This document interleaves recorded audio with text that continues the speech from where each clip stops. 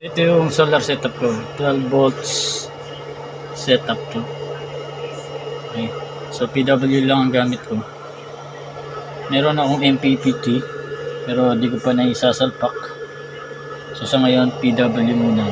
SCC, solar charge controller. Then ito is wattmeter. So itong wattmeter ang gamit ito, makikita mo yung output ng SCC mo, kung gaano kalakas magbigay ng charging. Yan, 2 ampere and 26 watt ang nilalabas niya papunta sa battery mo. Okay. So dito kasi sa SCC voltage lang nakikita mo, then yung indicator ng battery ay madaling mag full charge kaagad kasi yung symbol ng full charge na to is dumidepende lang dito sa voltage kung ano yung output na ng battery mo, no? Then meron din tayo dito battery meter. Ayan. So itong battery meter, kung makikita mo, mayroong percentage kung gaano pa na siya, gaano nakapull yung mismong battery niya. Ayan. So 89%, so kulang pa ng 11%, no? So ito yung nakakonekta sa battery ko, naka-parallel lang yan sa battery. Ayan. So itong battery meter, meron din kasama yung temperature. So kung gusto mong makita kung ano yung temperature ng mismong lugar nila, pindutin mo lang itong set. So makikita mo 33.7 or 6 centigrade na. So dito lang pinipigyan sa set. Then meron din tayo yung inverter, no? Solar inverter from 12 volts to 20 volts yan. Kung may mga appliances kayo na gagamitin, convert from battery to 20 volts. Okay. At itong solar panel natin, meron tayo dyan sa link. So kung gusto niyo umorder, so may iba-ibang tatak to. So itong sa akin is 160 watts to. Pakita ko sa inyo. Ito ko sa inyo kung gaano kalaki to. So ito yung laki niya.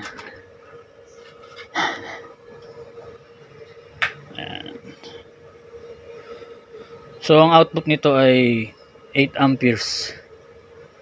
So 8 amperes, 18 volts ang output nitong solar panel ko na 160 watts. So ang ganda nito, nakakatipid tayo ng konting kuryente. So from 3,000 nakakabawas tayo ng 600, no? Dahil nga dito ko na kinukuha yung isang electric fan, then yung ilaw sa bakuran natin, no? So yung ilaw sa bakuran ko, ano lang yan, 12 volts lang.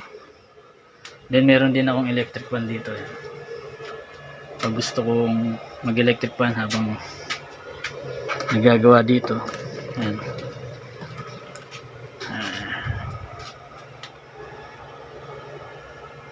So meron din ako dito electric fan dyan sa link natin. So ito 220 volts to. So pero merong 12 volts ito para mas makatipid ka sa kuryente, ma-lessen yung consumption sa battery. Hindi mo na kailangan ng inverter. Meron 12 volts nito. Pero kung 220 volts talaga ang gusto mo, so need mo ng inverter katulad nito. Ayan. 220 volts to, yan. So naka-plug dito yan, 220.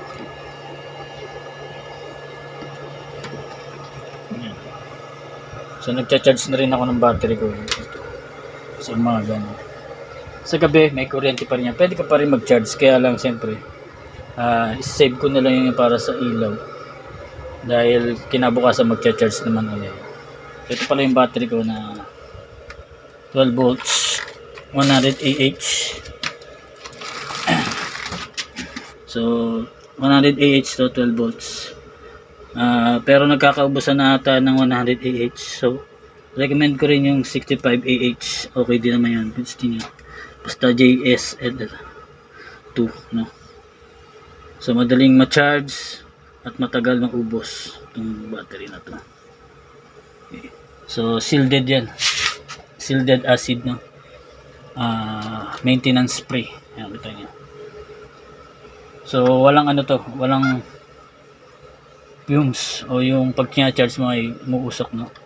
Although ewan ko, meron siguro konti, pero kita mo naman sealed yan, wala talagang lalabas na singaw.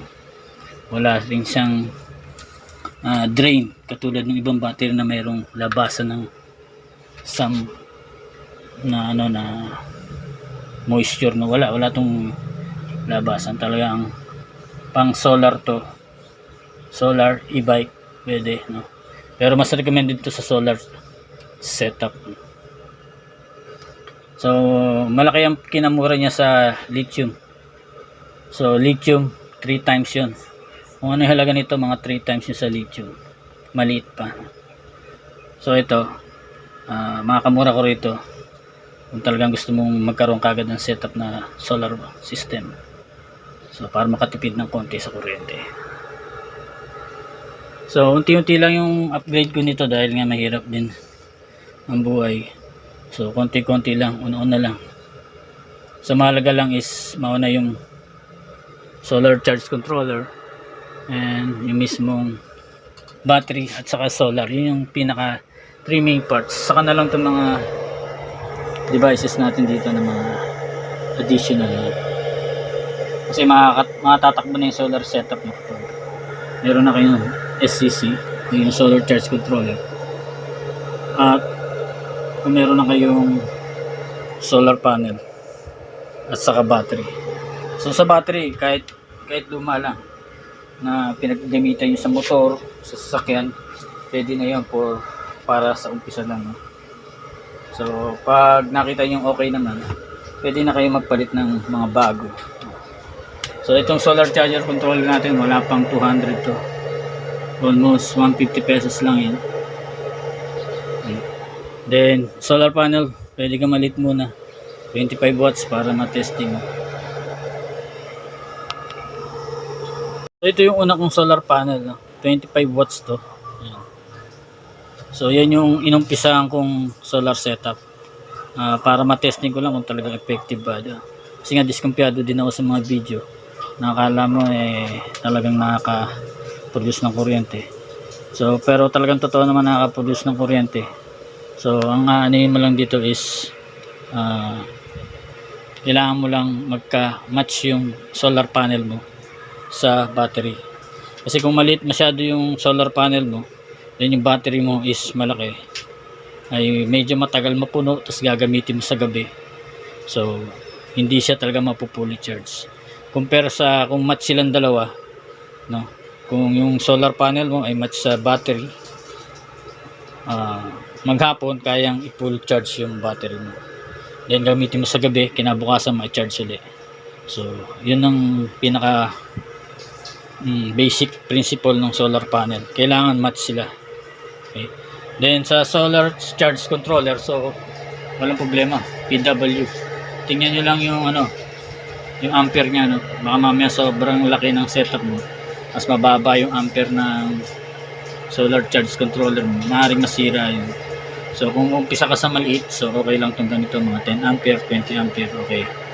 Then kung gusto mo mag setup ng MPPT, so ito medyo mas mahal to, nasa 400 plus na to, pero mas efficient yung charging ito compare dito. Pero kung simula lang, gusto mo lang mag testing, so okay na tong PW. So yun lamang ang electrical, no? So